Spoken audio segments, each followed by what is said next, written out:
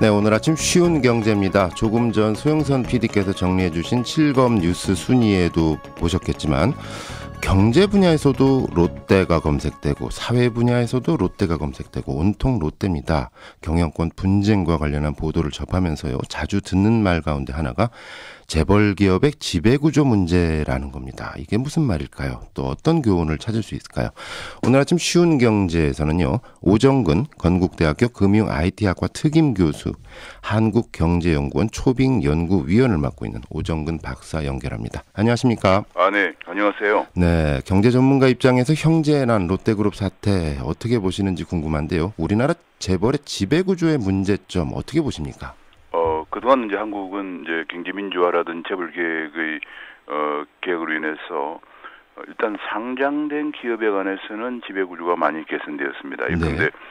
사회이사를 2분의 1 이상 임명해야 되고 네. 또 외부 감사를 임명해야 되고 뭐 네. 등등 그런 제도가 많이 도입되었습니다만은 이번 롯데처럼 비상장 회사들 네. 회사가 사실 이번 롯데는 재계 서열 20위권 중에서 비상장 회사가 지주회사 역할을 하고 대부분이 비상장 회사는 오히려 롯데밖에 없기 때문에 네. 이런 비상장 회사에 대해서는 자본시장법에 의한 규율을 전혀 받지 않고 있는 네. 이런 그 불투명한 문제점이 이번에 대두가 되었습니다. 그러면 그 비상장이라는 거는 회사 자체의 어떤 경영권 자체를 시장에 내놓지 않고 그냥 독점할 수도 있다. 뭐 이런 뜻도 좀 내포가 돼 있는 것 같아요. 네, 그러다 보니까 뭐 좀 전근대적인 네. 가족 경영, 재벌 규모로는 재벌이면서도 가족 경영의 그런 스타일을 유지해오고 있어 이번에 문제점이 대두가 됐습니다. 알겠습니다. 저 같은 경우는 사실 그 경제관념이 별로 없다 이런 말을 들을 만큼 사실 경제 기사에 대해서 좀 문외하기도 한데요.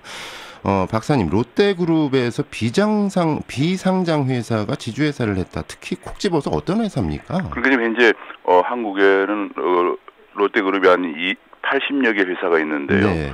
그 80여 개 회사의 지주회사 역할을 하는 데가 호텔 롯데입니다. 호텔 롯데. 그런데 호텔 롯데가 현재 상장이 안 돼 있습니다. 그렇군요. 그러다 보니까 이제 상장이 안 된 회사가 이제 자회사를 거느리는데 그 자회사 중에서도 한 6개 정도 상장되어 있는데, 네. 그러니까 상장이 안 된 지주회사가 상장된 자회사를 거느리고 있는 이런 기행적인 모습을 보이고 있습니다. 그렇군요. 그렇다면 여기서 또 궁금해지는 게 호텔 롯데가 비상장 회사다. 그러면은 상장됐던 다른 롯데 계열의 회사에 투자했던 분들, 이분들에 대한 어떤 투자 보호 대책은 있습니까? 어떻습니까?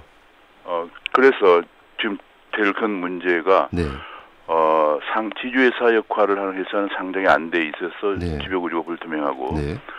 자회사는 상장이 돼 있을 때 거기에 투자한 투자자들 네. 혹은 소액 주주들이 이제 그 피해를 볼 수 있는 이런 우려가 있기 때문에 이번에 이제 그런 문제가 대두가 되면서 이런 경우 비상장 지주회사와 상장 자회사의 경우에 대해서 그 투자자 보호라든지 소액 주주 보호라든지 이런 제도가 새로운 과제로 대두가 되고 있는 상황입니다. 네.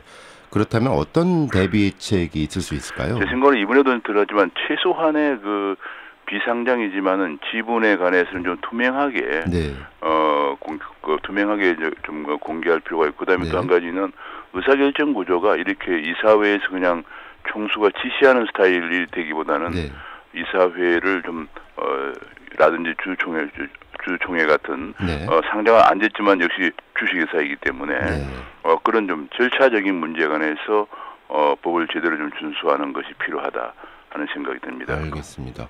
전문가 입장에서 보시기에 어떻습니까? 이번 롯데 사례가 아주 특별한 사례인가요? 아니면은 내재돼 있는 다른 기업에도 내재돼 있는 이런 재벌의 문제인가요? 제가 보기에는 이번에 좀 특별한 사례라고 생각됩니다. 이번에 이제 많은 경우에 우리나라는 그동안에 금융위기 이후에 혹은 또 경제민주화를 거치면서 일단은 지배구조가 많이 개선이 되었습니다. 일단은 뭐 과반수 이상을 사회에서 임명하고 또 전 세계에서 유례가 없을 정도로 감사를 임명할 때는 아무리 지분이 많아도 3% 이상 의결권을 행사하지 못하기 위해서 사실상 감사는 외부에서 하도록 이렇게까지 되어 있습니다만 이렇게 상장이 안 된 경우에는 현재 우리나라는 자산 규모 120억 이상인 경우는 외부 감사를 받는 것 외에는 이렇다 할 만한 규제가 없기 때문에 그런 부분에 좀 보완이 필요하다는 생각을 가지고 있습니다. 알겠습니다. 어느새 한국의 재벌 세대가 할아버지가 열심히 해가지고 일으켰는데 그게 또 아버지로 가고 그게 또 손자로 가고 2세, 3세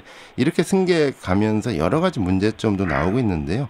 향후의 문제점은 뭐고 또 개선 방안은 뭔지 어떻게 생각하십니까? 네, 제 생각에 일단은 이번에 드러난 가장 큰 문제점이 이제 그 상속이 굉장히 어려운 문제. 상속. 예. 두 가지입니다. 하나는 상속세가 50%이기 때문에 상속이 굉장히 힘들고, 두 번째로는 우리나라에서 일단은 상속을 하고 나면은 아무리 회장이라도 뒷방 노인밖에 안 되는 이런 문제 때문에 상속을 이번에도 이제 신계구가 94세지만 상속을 안 하고 있거든요.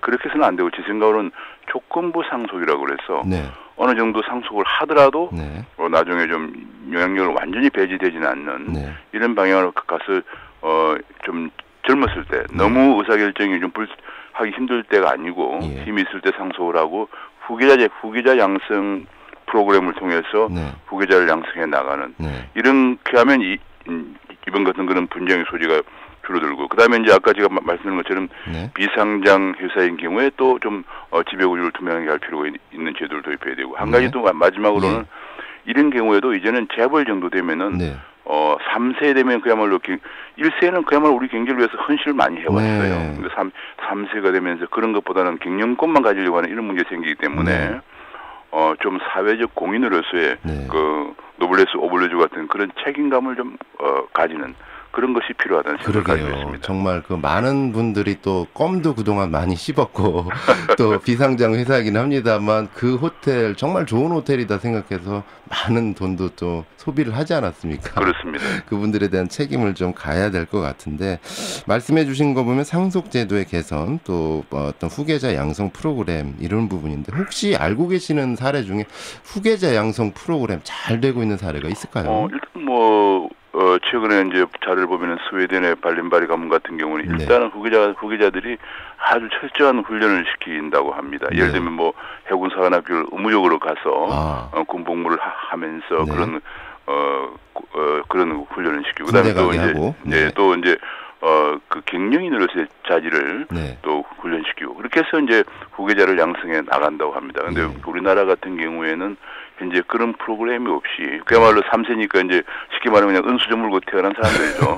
그래서 일반인과는 좀 괴리된 생활 속에서 나중에 경영권 분쟁만 하다 보니까 국민들과는 너무도 정서가 맞지 않는 볼상스러운 모습을 노출하면서 이것이 재벌에 대한 반 정서가 형성되면서 경제 전체에 리스크가 되고 있기 때문에 그런 후계자 양성 프로그램 같은 것이 이제는 정말 좀 제도화할 필요도 있고, 또 기업들도 그런 문제가 내서 이제 훌륭한 상속도 하나의 새로운 창업이다, 새로운 기업 경영이다, 이런 시각을 가지고 했으면 좋겠고, 정부에서도 조건부 상속 같은 이런 제도를 도입하고 너무 과도한 상속세 때문에 상속을 못해서 마지막까지 가져가는 이런 일도 좀 개선되어야겠다는 생각을 갖습니다. 알겠습니다. 오늘 쉬운 경제는요, 건국대학교 금융-IT학과 특임교수 겸 한국경제연구원 초빙연구위원을 맡고 계신 오정근 박사였습니다. 고맙습니다. 네, 감사합니다.